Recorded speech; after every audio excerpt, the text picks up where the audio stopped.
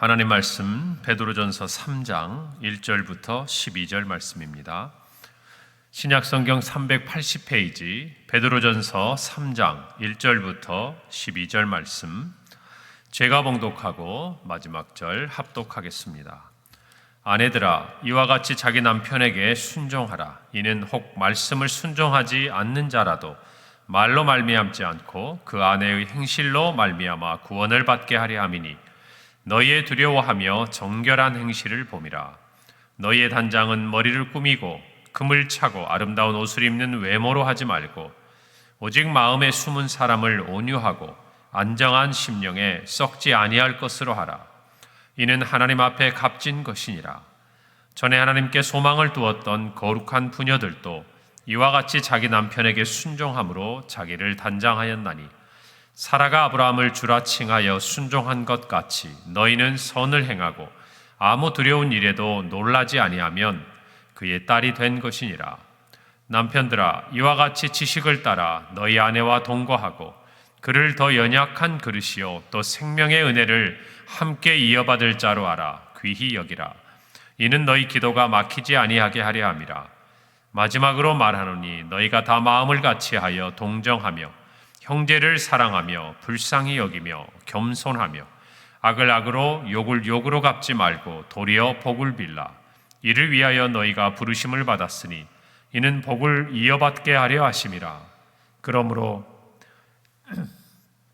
생명을 사랑하고 좋은 날 보기를 원하는 자는 혀를 금하여 악한 말을 그치며 그 입술로 거짓을 말하지 말고 악에서 떠나 선을 행하고 화평을 구하며 그것을 따르라. 함께 읽습니다. 주의 눈은 의인을 향하시고 그의 귀는 의인의 간구에 기울이시되 주의 얼굴은 악행하는 자들을 대하시느니라 하였느니라. 아멘. 사도 베드로는 전에 하나님의 백성이 아니었고 또 긍휼하심을 입지 못하였던 우리가 이제는 하나님의 백성이 되고 또 하나님의 긍휼을 얻은 자로서 어떻게 살아야 할 것인가, 그 부분에 대해서 이야기를 하고 있습니다. 먼저는 하늘에 소망을 두고 나그네와 거류민처럼 살아가며 특별히 사회적인 관계에 대해서 이야기를 하죠. 왕에 대해서, 또 총독에 대해서, 또 주인과 또 사환의 관계에 있어서 어떻게 그리스도인이 살아야 할 것인가에 대해서 권면을 합니다. 그리고 오늘 3장에 이르러서는 아내와 남편, 즉 가정에 대한 이야기들, 그리고 마지막으로 지체 안에서 어떻게 해야 할 것인가에 대한 권면을 하고 있습니다. 먼저는 가정에 대해서 아내와 남편에 대한 이야기를 합니다. 베드로뿐만 아니라 사도 바울도 에베소서와 또 서신서에 보면 특별히 이 아내와 남편이 서로 간에 어떻게 대해야 할 것인가라는 이야기를 합니다. 가정이란 인간이 살아가는 과정 가운데 있어서 가장 기본적인 구조요, 하나님이 허락하신 관계죠. 그래서 사실은 우리가 가정 안에서 어떤 모습을 가지고 있고 또 가정이 어떻게 하나님 앞에 서 있느냐가 실제적으로 우리 사회에서의 어떤 관계 속에서 드러나는 모습, 그리고 특별히 하나님과의 관계 속에서 어떻게 서 있는가 하는 것들을 우리에게 단적으로 보여주는 부분이라고 성경은 우리에게 이야기합니다. 다시 말해서 아내로서 남편으로서 서로에게 해야 할 의무와 역할을 하나님의 뜻대로 감당하지 못하면서 사람들과의 사회적인 관계에서 바로 서 있다. 그리고 특별히 하나님과의 관계에서 내가 바로 서 있다. 하나님께서 이걸 인정하지 않으신다는 거예요. 참 두려운 말씀이에요. 왜냐하면 하나님께서 우리에게 가정을 주시고 그 가정에서 어떻게 살아야 할 것인가, 특별히 아내가 남편을, 남편이 아내를 어떻게 대하고 서로가 살아가야 할 것인가는 하나님의 뜻에 따라, 창조의 질서를 따라 만들어 주신 거예요. 다시 말해서 이 역할을 서로가 성실하게 하지 않는다는 것은 하나님의 뜻에서 어긋나 있다는 것을 이야기를 합니다. 그래서 오늘날 특별히 그리스도인의 가정이 참 중요한 부분이라는 것을 저와 여러분이 다시 한번 깨달아야 돼요. 특별히 요즘에는 가정의 핵가족화, 또 가정의 해체가 너무나 급속히 이루어집니다. 왜 그렇습니까? 오늘날 보더라도 우리가 동성애라든지 또 여러 가지 정말 가정이 우리가 기본적으로 창조의 질서 아래 이루어져야 한다라고 생각했던 그 가장 기본적인 요소들이 막 흔들리고 있는 거예요. 결혼을 하지 않고 동거를 하는 가정들이 뭐 가정이라고 얘기하죠. 그리고 그들을 법적인 제도 안에서 보호하려고 하는 시도라고 하지만 그것들이 본질적으로 가정에 대해서 얼마나 큰 위협이 되는지에 대해서 사람들이 생각을 못하고 있는 거예요.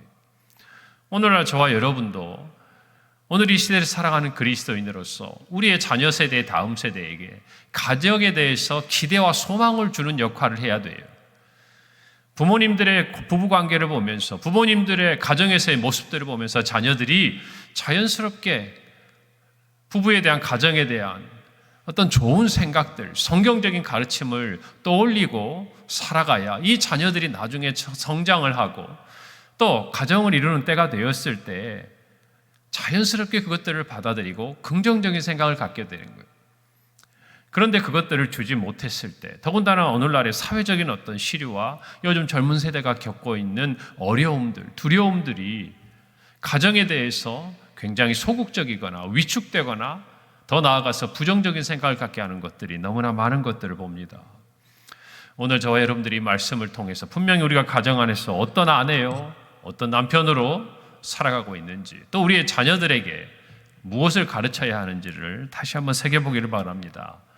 여러분, 이 베드로가 편지를 쓰는 이 시대에는 남녀 관계가 평등하지가 않았어요.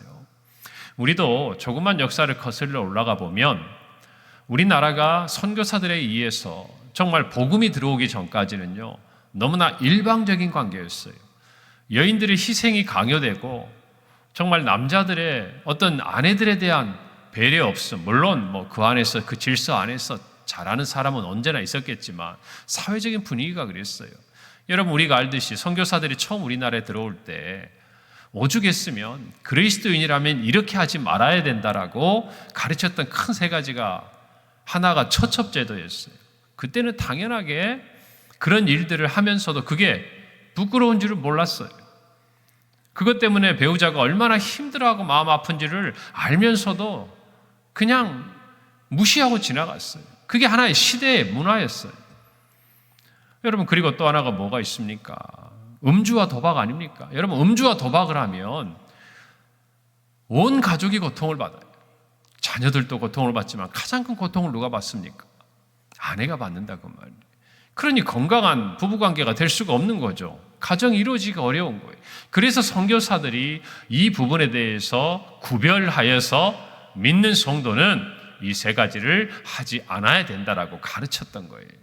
그것도 모르고 이게 성경에 있느냐 없느냐, 왜 없습니까? 그게 성경의 가르침 안에 다 있는 것인데. 여러분, 이런 우리나라에서의 관계도 있었지만 이 당시에 베드로 사도가 살던 시대, 그리스 로마 시대 문화에서도요, 여러분, 남녀의 관계는 불평등한 관계였어요. 심지어 아내가 남편에게 무엇인가를 가르치고 이끌어간다? 이거는 남자에게 있어서는 부끄러움이었어요. 그 정도가 되는 문화적인 배경 속에서 여러분, 복음을 받아들이고 있는 초창기 그리스도인들에 대해서 생각을 해보십시오. 우리나라도 마찬가지. 반상제도가 있었던 시대에 이 신분의 계급을 뛰어넘는다?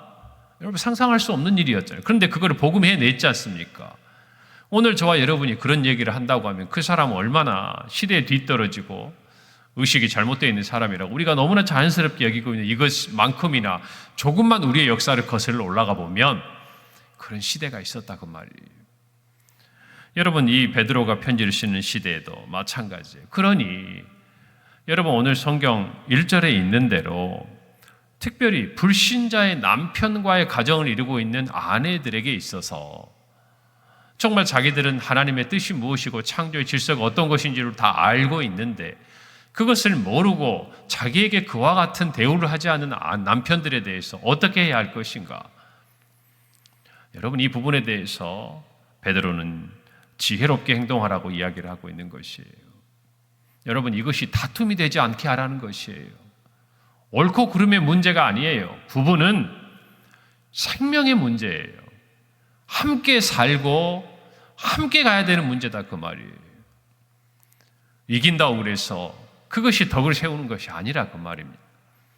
오늘 성경에 보니까 특별히 믿지 않는 남편들에게 자기 남편에게 순종할 뿐만 아니라 더 나아가서 믿지 않는 남편이라 할지라도 그 나의 아내의 행실로 말미암아 구원을 받게 하기까지 너희가 순종하라고 베드로는 가르치고 있는 것이, 믿지 않는 남편, 아니 믿는 남편이라 할지라도 믿는 아내들의 하나님 앞에서의 자신을 겸비하고 두려워하는 모습과 정결한 행실을 본다는 거예요. 행실을. 왜요? 그들의 마음이 아직 믿음이 자리 잡지 못했기 때문에 가장 가까이 있는 아내의 행실을 보고 그들의 마음이 하나님을 생각하게 된다, 그 말이에요. 그러니까 결국 자기가 사랑하는 남편이 하나님 앞에 자기와 같이 구원을 얻도록 하기 위해서 그 동기는 사랑의 마음이어야 한다는 것입니다. 여러분, 남편을 변화시키기 위해 순종하는 것, 그것은 결코 부끄러운 일이 아니에요. 그것은 내가 못나서 하는 것도 아니에요. 오히려 내가 가지고 있는 이 구원의 기쁨을 내가 사랑하는 사람에게 주고자 하는 아내의 사랑의 마음이고 헌신의 마음이라는 것을 우리가 분명히 알아야 돼요. 그것을 알기 때문에, 그 마음을 가지고 있기 때문에 스스로 남편에게 복종하는 것을 원하고 즐거워하는 거예요. 무엇하기 위해서요? 함께 하나님의 구원의 기쁨에 머물기 위해서 그렇다고 말이에요. 오늘 정말 가정 안에서 남편들이 존경과 존중을 받기를 바랍니다. 여러분, 이것은 성경의 말씀이에요. 에베소서 5장 33절에 너희도 각각 자기 아내 사랑하기를 자신같이 하고 아내도 자기 남편을 존경하라 그랬습니다. 여러분, 남편이 존경을 받는 것은요, 아내가 도와줘야 돼요. 아내가 남편을 존경하지 않는데 자녀들이 또 아는 이웃과 함께 관계를 맺고 있는 다른 사람들이 남편을 존경한다? 아니에요. 그럴 수가 없어요. 여러분, 정말 사랑한다면, 여러분 그런 거 있잖아요. 내 입으로는 배우자의 좀 약점에 대해서, 약한 부분에 대해서 이야기하고 우리가 그냥 가볍게 친한 사이에 그렇게 이야기할 수 있지만, 여러분 그것을 남이 이야기하면 우리가 싫잖아요. 그걸 알고 있는데 왜 그러냐고. 우리의 마음의 동기 자체가 미워서 그런 게 아니다, 그 말이에요. 그것들을 깨닫고 서로 존중하는 그런 가정의 모습이 하나님이 기뻐하시는 모습이에요. 그리고 아내들에게 말합니다. 3, 4절이죠. 너희의 단장은 머리를 꾸미고 금을 차고 아름다운 옷을 입는 외모로 하지 말고 오직 마음에 숨은 사람을 온유하고 안정한 심령에 썩지 아니할 것으로 하라. 이는 하나님 앞에 값진 것이다 그랬어요. 부녀들에게 있어서, 특별히 아내들, 정말 믿는 성도들, 여성도들에게 아름다움이란 무엇인가, 하나님이 값지게 보시는 것은 무엇인가, 여러분 외면의 아름다움이 아니라는 것이, 여러분 오늘 성경에 보니까 하나님 앞에 값진 것은요, 마음에 숨은 사람이랍니다. 우리 내면의 모습이라는 것이에요. 그리고 그 내면의 모습이 온유하고 안정해야 된다는 거예요. 안정하다가 무엇입니까? 여러분, 부드러운 심령을 이야기하는 거예요. 조용하고 평안한 것을 이야기하는 거예요. 여러분, 아름다운 이 옷을 입고 가꾸는 외모는요, 성경에 언젠가는 썩어질 것들이에요. 왜요? 사람이 나이가 들어가면서 외모가 변해가지 않습니까? 아무리 여러분 아름답게 온갖 것으로 치장해 보십시오. 그 아름다운 것이 아름다운 만큼, 저는 그런 생각을 해요. 화려한 것이 화려한 것만큼 여러분 정말 그 사람이 가지고 있는 외면의 약한 모습이 드러나게 돼요, 갈수록. 여러분, 그러나 내면의 아름다움은 어떻습니까? 시간이 지나도, 외모가, 우리가 나이가 들어가도요, 거기에 걸맞는 아름다움을 갖추게 되는 걸 봐요. 여러분, 이것을 우리가 추구해야 된다, 그 말이에요. 이거는 썩어가는 것이 아니에요. 이 세상에 우리가 아무리 가꾸고 아무리 뭘 해봐야 우리의 육체는 점점 나이가 들어가면 약해질 수밖에 없어요. 그러나 내면의 아름다움은 시간이 갈수록 아름다운 것이에요. 이것이 우리 보기에 그렇다는 얘기가 아니라 하나님 보시기에 그럴 뿐만 아니라 그 하나님을 믿는 우리도 그것을 깨닫게 된다고 말이에요.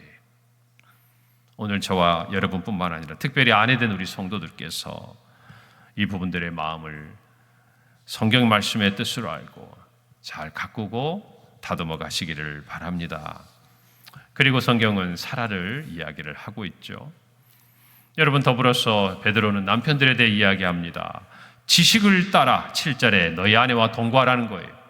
어떤 지식입니까? 하나님의 이 뜻을 아는 지식을 가지라는 것이에요. 세상이 가르쳐주는 세상의 문화와 세상의 교육과 어떤 것이 아니라 하나님께서 사람을 창조하시고 가정을 이루게 하시고 어떤 부부간에 어떤 가정을 이루고 살아가는 길을 원하시는지에 대한 분명한 지식을 가지라는 거예요. 하나님이 가정을 어떻게 바라보고 계시는지를 알아야 된다는 거예요. 그 지식을 따라 아내와 동거하라는 것이에요. 그 지식을 가진 자는 아내를 연약한 그릇이라 생각합니다. 그리고 생명의 은혜를 함께 이어받을 자로 압니다. 이 두 가지. 아내는 연약한 그릇이에요. 그래서 신체적으로 약해요. 그래서 남편이 보호해 주어야 돼요. 다른 사람이 아니에요. 자기의 아내는 자기의 남편이 보호해 줘야 돼요. 어리석은 남편들이 있어요. 남들 앞에서 자기 아내의 약한 부분을 그저 아무렇지도 않게 이야기하는 사람이 있어요. 자기 아내와 함께 있는 자리에서 아내를 마땅히 배려해주고 도와줘야 되는 것을 마치 어떤 부끄러운 행동을 하는 것처럼 그렇게 어리석은 지식을 가지고 있는 남편들이 간혹 있어요. 여러분, 그래서는 안 돼요. 오늘 성경에 있는 것처럼 하나님을 아는 지식을 따라서 아내와 함께 거하는 사람은요, 아내를 연약한 그릇으로 여기고 늘 보호해 줍니다. 작은 것부터 그런 배려가 묻어나야 돼요. 그리고 정말 아내를 생명의 은혜를 함께 이어받을 자로 알아야 돼요. 이 아내가 아니면 하나님께서 나로 하여금 믿음의 세대를 이어갈 수 있는 생명의 고리가 없다라는 것을 깨달아야 돼요. 아내 외에는 나와 함께 생명의 은혜를 이어갈 사람이 없다라는 것을 분명히 알아야 돼요. 그것을 모르니까 요즘 세간에 여러 가지 뉴스와 기사가 되고 있는 한 가지 큰 사건이 있지 않습니까? 여러분, 정말 가정 안에서 아내를 귀히 여겨야 합니다. 귀하게 여기셔야 돼요. 약해서가 아니라 생명의 은혜를 꼭 이 여자가 아니면 이어갈 수 없어서가 아니라 첫째는 하나님께서 나에게 그와 함께 부부가 되도록 이끌어 가시고 그 여인을 통하여서 우리 안에 믿음의 계승을 이어가기를 원하신다는 걸 아셔야 돼요. 그래서 그것을 어겼을 때 어떻게 합니까? 어떤 결과가 나타납니까? 기도가 막힌다고 성경에 기록하고 있어요. 하나님의 관계가 깨진다고 이야기하고 있는 것이에요. 우리가 아내를 배려하지 아니하고 보호하지 아니하고 존중하지 아니하고 귀히 여기지 않으면 하나님께서 그런 남편의 모습을 기뻐하지 않으실 뿐만 아니라 자신과의 관계 속에서 분명히 돌이켜야 될 부분으로 여기시고 건강한 관계를 허락하시지 않는다는 거예요. 분명히 깨달으셔야 돼요. 여러분, 오늘 이 말씀을 마음에 새기고 가정 안에서부터 서로가 믿음 안에서 순종하고 더욱 귀히 여기는 부부간의 아름다운 모습으로 서가기를 바랍니다. 나이가 들어갈수록 그래야 돼요. 그리고 우리의 자녀들이 그런 모습을 통해 아름다운 가정의 꿈을 갖도록 우리 모든 가정에서 그와 같은 아름다운 부부의 관계가 세워져 가기를 바랍니다. 그럴 때 가정뿐만 아니라 우리 주변에 있는 모든 사람들에게 아름다운 모습이 흘러가게 되리라 믿습니다. 기도하겠습니다. 하나님, 은혜를 감사합니다. 아내는 어떠해야 할지, 남편은 어떠해야 할지, 정말 우리 주님께서 교회를 위하여 자신의 모든 것을 내어주심과 같이, 그리고 우리 교회의 머리가 되심과 같이 남편이 아내를, 아내가 남편을 그렇게 사랑하고 존경하는 우리 모든 평강의 가족들이 되게 하여 주시고 우리의 자녀들의 가정이 되게 하여 주시옵소서. 하나님, 정말 하나님께서 어떠한 지식을 가지고 부부가 살아가기를 원하시는지 분명한 하나님의 뜻을 깨닫고 오늘부터라도 우리의 가정에서 서로가 서로를 정말 존경하며 상호 귀히 여기는 가운데 하나님의 뜻을 이루어가는 아내요 남편이 되게 하시고 그 가정에서부터 시작된 아름다운 성도의 삶이 우리의 삶의 모든 자리에 퍼져가도록 은혜를 내려 주시옵소서. 예수님의 이름으로 기도합니다. 아멘.